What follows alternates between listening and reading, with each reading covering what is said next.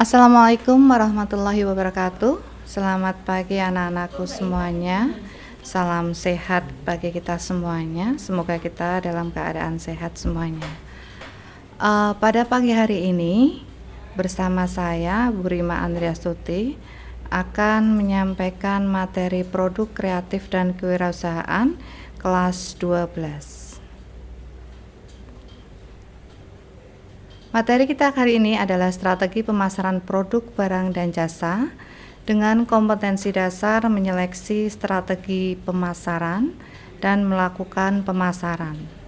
Adapun indikator pencapaian kompetensi yang ingin diharapkan adalah yang pertama, memilih beberapa alternatif strategi pemasaran. Yang kedua, menganalisis strategi pemasaran yang dipilih. Ketiga adalah melakukan pemasaran melalui kegiatan promosi, dan yang keempat adalah mempraktekkan pemasaran produk melalui online.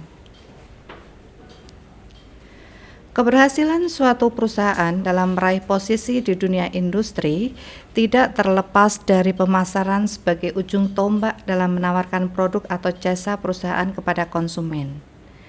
Di sini dijelaskan menurut Philip Kotler, manajemen pemasaran adalah penganalisaan, perencanaan, pelaksanaan, dan pengawasan program-program yang ditujukan untuk mencapai tujuan organisasi. Hal ini sangat tergantung pada penawaran organisasi dalam memenuhi kebutuhan dan keinginan pasar. Dijelaskan dalam manajemen pemasaran bahwa manajemen pemasaran itu merupakan suatu proses yang menyangkut analisis, perencanaan, pelaksanaan, serta pengawasan program-program yang ditujukan untuk melayani pasar sesuai kebutuhan dan keinginan pasar.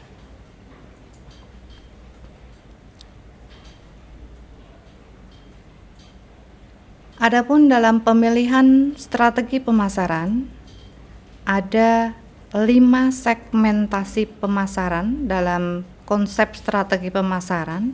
Yang pertama diantaranya adalah segmentasi pasar, yang kedua adalah market positioning, yang ketiga adalah targeting, keempat adalah marketing mix strategi, dan yang kelima adalah timing strategi. Segmentasi pasar ini adalah pengelompokan pasar yang bersifat heterogen ke dalam satuan-satuan pasar yang bersifat homogen. Sedangkan market positioning di sini adalah memilih pola spesifik pemusatan pasar yang akan memberikan kesempatan maksimal kepada perusahaan untuk mendapatkan kedudukan yang tepat. Jadi perusahaan harus memilih segmen pasar yang dapat menghasilkan penjualan dan laba yang paling besar.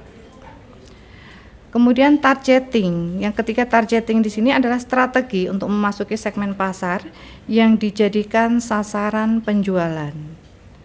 Keempat adalah marketing mix strategi, di mana dalam marketing mix strategi ini ada variabel-variabel yang berhubungan dengan pemasaran. Di antaranya adalah variabel tersebut ada produk, kemudian ada price, harga, kemudian ada promotion, promosi, dan place atau tempat. Yang terakhir adalah timing strategi. Timing strategi ini adalah berhubungan dengan penentuan saat yang tepat dalam memasarkan sebuah produk. Ya, jadi ada 5 konsep strategi pemasaran dalam pemilihan strategi pemasaran. Untuk selanjutnya, strategi pemasaran secara online yang biasa dilakukan itu merupakan segala usaha yang dilakukan untuk melakukan pemasaran suatu produk atau jasa dengan menggunakan media internet atau jaringan www. Adapun manfaat dari pemasaran online itu diantaranya yang pertama adalah kita dapat melakukan perubahan dengan cepat. Yang kedua adalah menentukan sasaran demografis tertentu. Yang ketiga adalah penghubung efektif antara pemasar dengan konsumen. Dan yang keempat adalah banyaknya media pilihan yang kita pilih dan bisa kita gunakan. Di antaranya adalah media audio, video, blog, email, dan media sosial lainnya.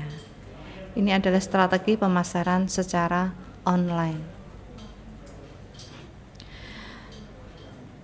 E-marketing itu bukanlah tentang bagaimana seseorang menciptakan sebuah website, namun lebih merujuk ke bagaimana sebuah bisnis online itu dapat dibangun atau dijalankan. Jadi melalui bentuk dialog dan komunikasi dua arah yang baik, maka e-marketing pun dapat berjalan dengan maksimal. Untuk selanjutnya yang akan kita bahas di sini adalah apa saja komponen-komponen yang ada dalam marketing online. Yang perlu kita ketahui di sini ada beberapa komponen-komponen yang ada dalam marketing online. Di antaranya yang pertama adalah konten marketing. Jadi konten marketing ini merupakan alat untuk menarik prospek dan pelanggan potensial ke website, toko online, dan blog. Bentuknya bisa berupa artikel, bisa blog, presentasi, video, ataupun audio. Kemudian komponen yang kedua adalah search engine marketing. Ini merupakan tempat pertama pelanggan mencari informasi bisnis tentang produk atau jasa sebelum mereka memutuskan untuk membeli sesuatu. Komponen yang ketiga adalah email marketing. Jadi email marketing di sini adalah berisi materi promosi yang ditujukan kepada kelompok pengguna internet melalui email untuk mempromosikan suatu produk atau jasa. Komponen yang keempat, online public relation. Online public relation ini membidik situs berita dan komunitas online yang berorientasi khusus sosial media marketing. Yang kelima, ada online advertising. Online advertising ini adalah metode periklanan dengan menggunakan internet.